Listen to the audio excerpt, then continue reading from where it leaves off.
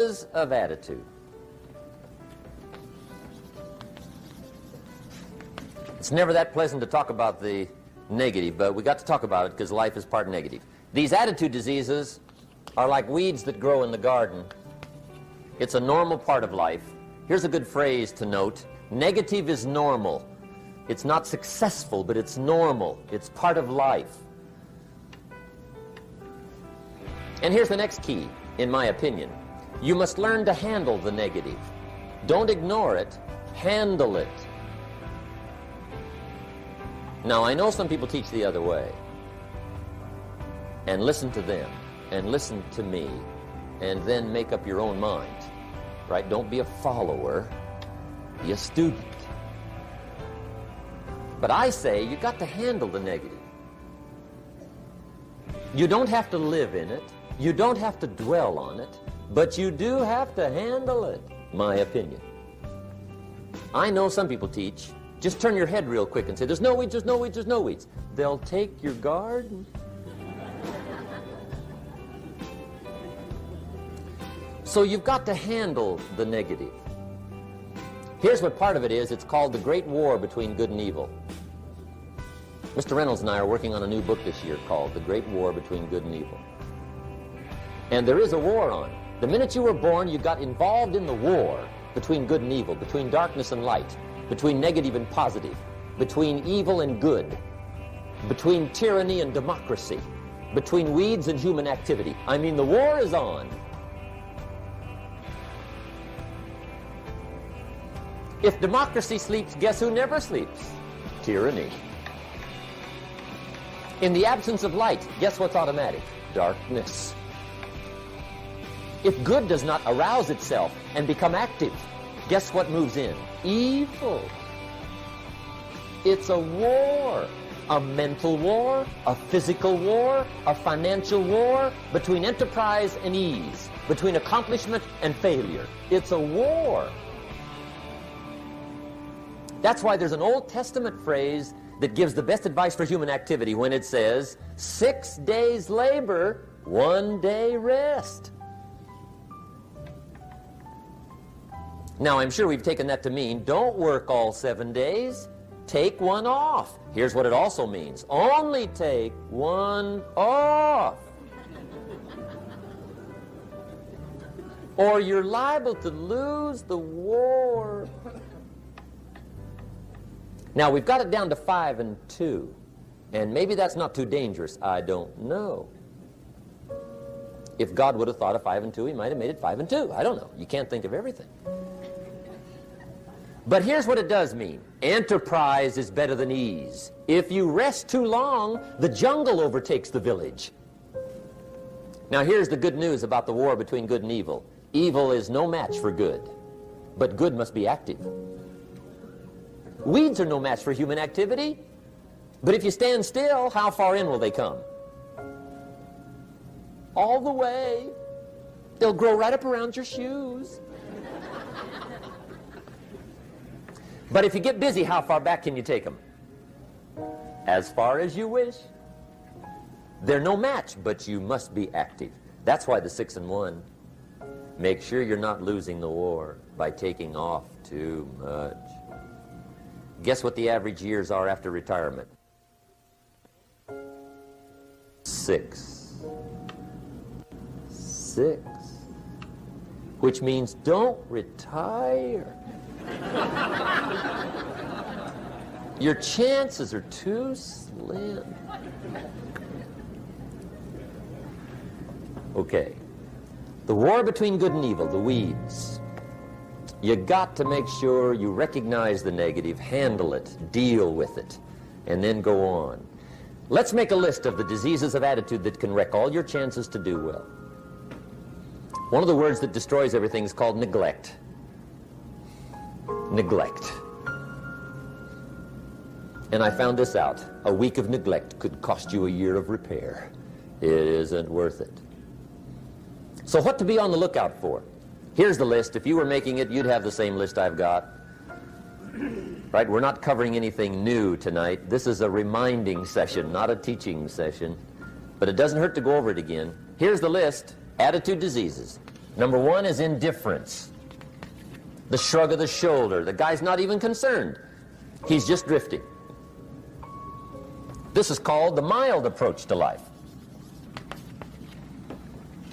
A disease known as mildness.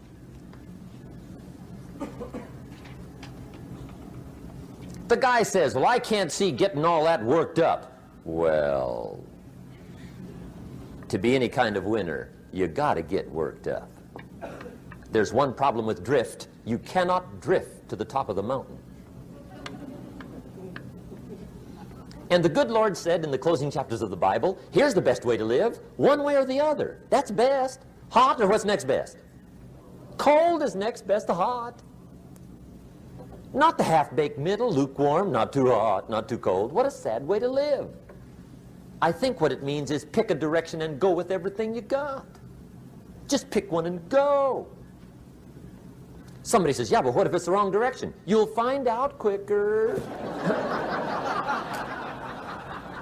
It won't take you 25 years to wake up and say, oh no, I've been walking the wrong road. I told my staff the other day, next best to prosperity is adversity. If one doesn't get you, pray for the other. We all do better from one of two reasons, inspiration or desperation. And I don't wish anything bad on you tonight, but if you're not inspired, I hope a wagon comes down your rut. Whatever it takes to get you to try harder, read more, set your goals, and go for it. Somebody asked me one time, what quality would I pick if I wanted to work with somebody? And you know what I picked first? Number one, strong feeling. Please, number one, give me somebody that feels strong. About most anything, I don't even care. Just so they believe it. Even if they disagree with me. Wonderful. Just so they disagree vigorously. I'm not saying it's easy to win those kind of people to your point of view, but I'd rather do that than to try to resurrect people from the dead. Pump them up every month. Pump them up. Pump them up. I pass. The good Lord needs a leader for the early Christians. Remember the early days of the Christians? Not like today. If you were to stand up in the early days and say, I'm a Christian, cut off your head, toss you and your wife in jail, let you rot. I mean, those were ugly days. Being a Christian back then was not called socially acceptable. They didn't have 125,000 in the Los Angeles Coliseum to hear Billy Graham on a Sunday afternoon. Not back in those days. Back in those days when the Christians got in the Coliseum, it was a different story, right? I mean, the word was, stay out of the Coliseum, especially on Sunday. Last Sunday was Lions 33, Christians nothing. See, those were mean, tough struggle days for the Christians. Now, when the days are mean and tough and struggling, you got to have some kind of leader. Do you know who the good Lord picked for the leader when the days were mean and ugly? Saul. From Tarsus. That's who he picked, Saul. I'll tell you what, I would have picked him. You would have picked him. Anybody would have picked Saul. Saul was one of those incredible guys. Once he got into something, look out. Everybody in the community knew what Saul was in. Because whatever he joined, he'd flip all the switches, open up all the dials, turn on all the faucets, and go like mad. He was known as All-Out Saul. I mean, he was something else. Now, at first, it wasn't working out well. Saul hated Christians, which makes a poor leader, right? I mean, that won't work. Saul got this bug somewhere about the Christians. He got to hating Christians. And he hated them so bad, every time somebody would say Christian, he'd fly into a rage. And I guess he decided one day, it was his mission in life to get rid of all the Christians. He was Saul anyhow, could do most anything he wanted to.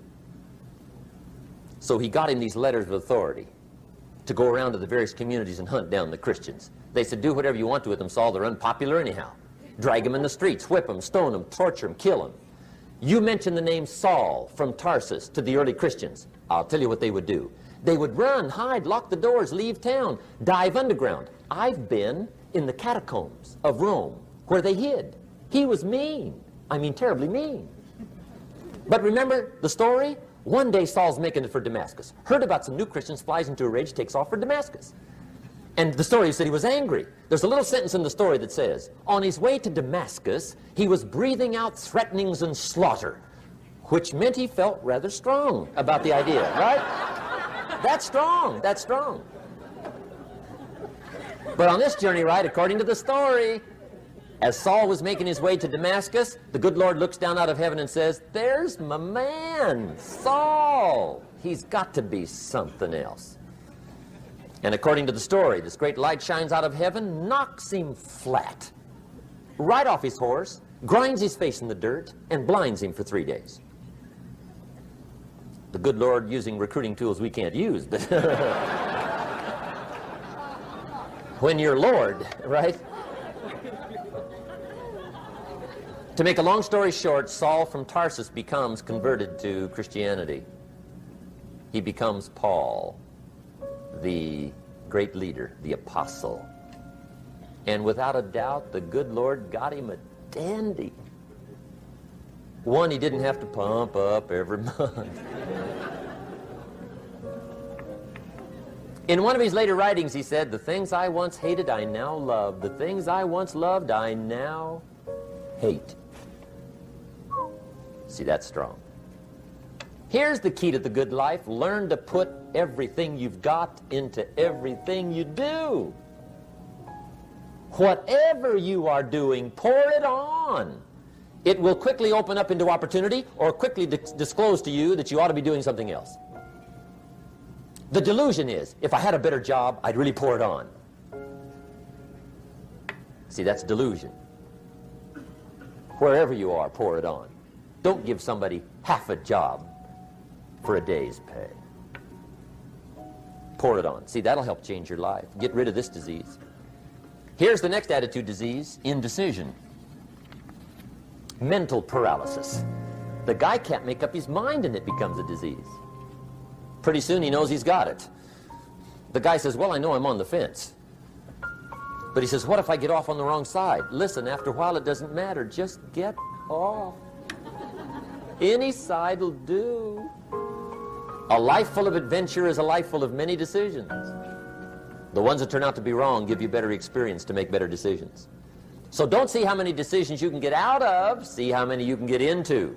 That's where the adventure is. So shake off this disease, indecision. The next one is doubt.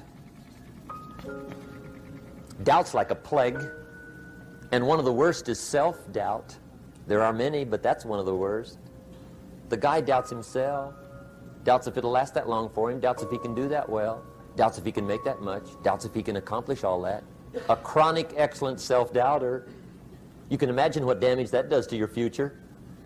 So here's the key. Turn this coin over and become a believer.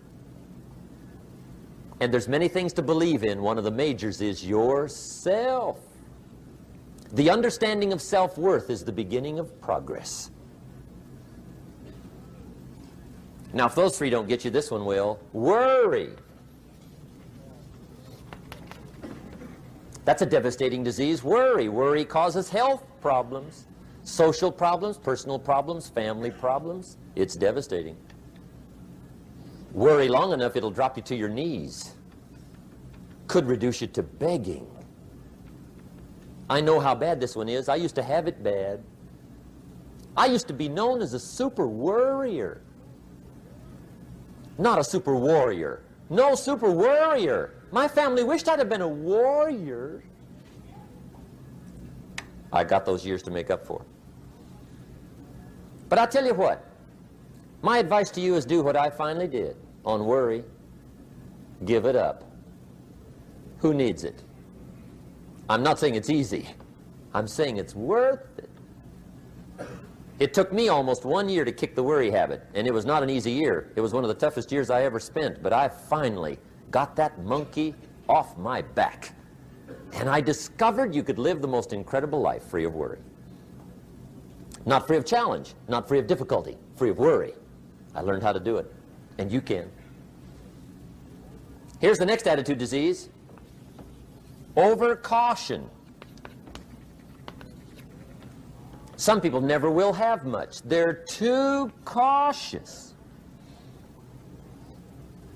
Now, you can also be too reckless, but you can also be too cautious. This is called the timid approach to life. And my caution was always the risk. Risk used to drive me right up the wall. I used to say, what if this happens? It's called the language of the poor. What if this happens? And on top of that, if this was to happen, look at the fix I'd be in. I'd better not try. I could always ace myself out. Then I'll tell you what changed my whole life when I finally discovered it's all risky. The minute you were born, it got risky. If you think trying is risky, wait till they hand you the bill for not trying. If you think investing is risky, wait till you get the tab for not investing. See, it's all risky. Getting married is risky. Having children is risky. Going into business is risky. Investing your money is risky. It's all risky. I'll tell you how risky life is. You're not going to get out alive. That's risky. The Englishman says, well, if that's the way it's going to work out, let's give it a go. Right, that's what it's for. Give it a go. Somebody says, yeah, but I'm looking for safety and security. Fine, then huddle in a corner. We'll cover you with a sheet, bring you 3 meals a day. And we'll protect you, feed you, look after you, care for you. We won't let anything happen to you, and you'll probably live to be 100. The guy said, well, yeah, I'd live to be 100. But what a way to live. Right. What a way to live, safe and secure. Don't ask for security. Ask for adventure. Better to live 30 years full of adventure than 100 years safe in the corner. And see, it's not important how long you live. What's important is how you live. Here's the next attitude disease. We're almost through with this motley list. In fact, we're almost through. Hang on. The next one is pessimism. Pessimism, the deadly disease of always looking on the bad side, the problem side, the difficult side, checking all the reasons why it can't be done. The poor pessimist leads an ugly life. He doesn't try to figure out what's right. He tries to figure out what's wrong. He doesn't look for virtue. He looks for faults. And when he finds them, he's delighted. How ugly. This is the poor guy looks through the window, doesn't see the sunset. He sees the specks on the window.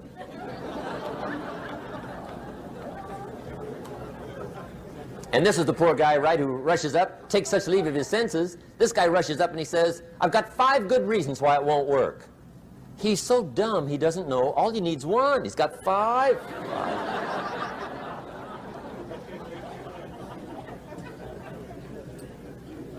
To the pessimist, the glass is always half empty. To the optimist, the glass is half full. Why would the same measure affect people 2 different ways? Answer, it all depends on how you look at it. Our lives are mostly affected by the way we think things are, not the way they are. The way we think they are affects us most. There's a subject we don't have time to get into tonight called better thinking habits. One of the major things Shove taught me when I met him, he said, poor thinking habits keeps most people poor. Not poor working habits. Most people work hard, but they don't think hard. And Shove taught me that the mind is like a factory, a mental factory. And whatever you think about all day long pours ingredients into this mental factory. And that's what builds the economic, social, financial fabric of your life. He quoted me a Bible phrase that says, as you think, so you become. How awesome. When he talked about poor thinking habits, he had me. I used to start the day reading the morning newspaper. I mean, you can believe that or not. I'd get a cup of coffee and read the paper. I'd load up on wars and riots and murders and stabbings and killings and bank robberies and muggings and car wrecks and tragedies. I'd even read the back pages. I seem to like that stuff for some weird reason. I'd load up on all that, and then I'd start the day. You can imagine the kind of days I used to have. You walk around on your financial knees. They call you economic peewee.